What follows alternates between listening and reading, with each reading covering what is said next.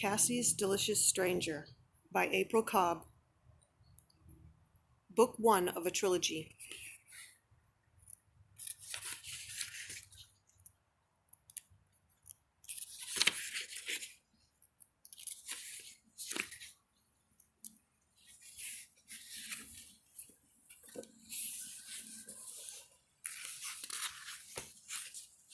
Chapter 1. There was a fresh feeling in the air.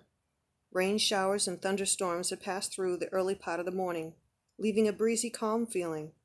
The sky was a beautiful shade of blue with wisps of clouds remaining. The surf was pounding the shore in a semi-deafening solace. The breeze was warm enough that only a bikini was needed. Being a weekday, the traffic reaching the beach wasn't bad at all. The last few weeks were spent unpacking, starting a new job, and getting to know the area. She had already eaten lunch and felt the need to see the ocean.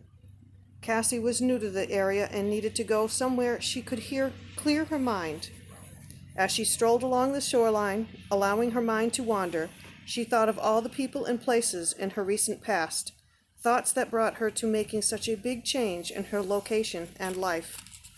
She reluctantly mulled over distant memories that hurt her deeply and decisions made that she regretted immensely. She had painful memories that felt like new cuts to already sensitive skin. Her family and friends knew all too well that she would punish herself for a while. They would tell her she shouldn't continue to punish herself for things she had no control over. Immersed in her thoughts, she sighed deeply and lost track of how far she had walked. Somehow, after all, crying over spilled milk was the only control she had over those things in her past. There was a sense that God was near, vast, and forgiving. Finally, after hours of walking, the ocean's breeze seemed to dry up all her frustration and tears. The ocean had always been a wonderful place to slip away from whatever bothered her.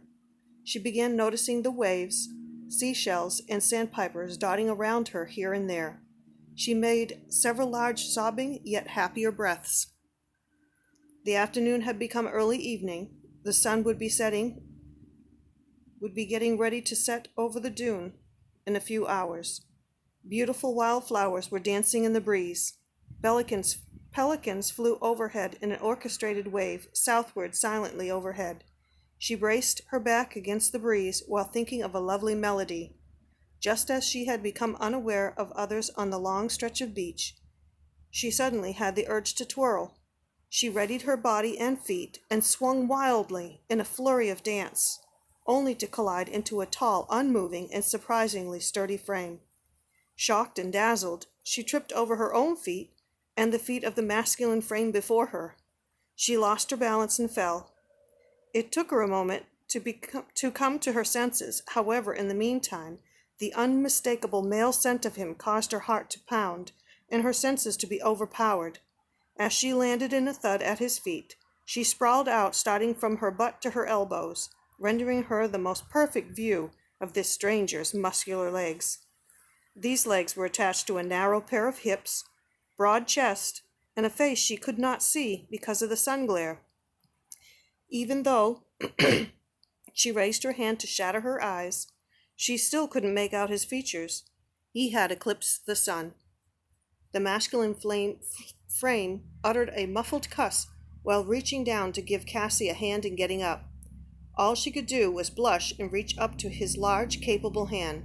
Effortlessly, his warm, strong hand pulled her slowly and evenly until she was again on her feet. If she wanted to see this man's face, she would either have to gain a foot in height or crane her head back to its limit. She was all of 5'3" to his 6' something. She couldn't tell. More of the aroma of this man swept over her senses as she stood so close to him.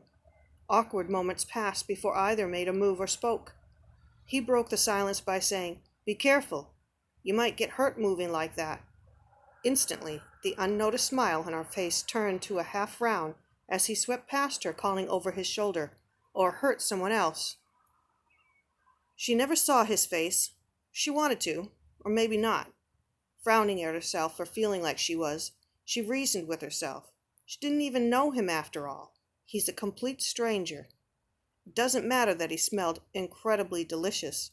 or that it had been so long since she had been with a man. She literally had to shake her head free from where her thoughts were going. A gush of air came from her. She made her way back to the path over the dune, to the parking lot, and headed back to her flat. The houses along the way seemed to have a playful getaway appeal to them. A chiffon yellow here, a pale Caribbean blue there, and several white ones with colored shutters that had stencils cut out of palm trees, flamingos, and beach umbrellas. All about were people sitting on Adirondack chairs and riding bikes, enjoying the weather. The entire theme shouted vacation town, hence the very reason she chose to live there.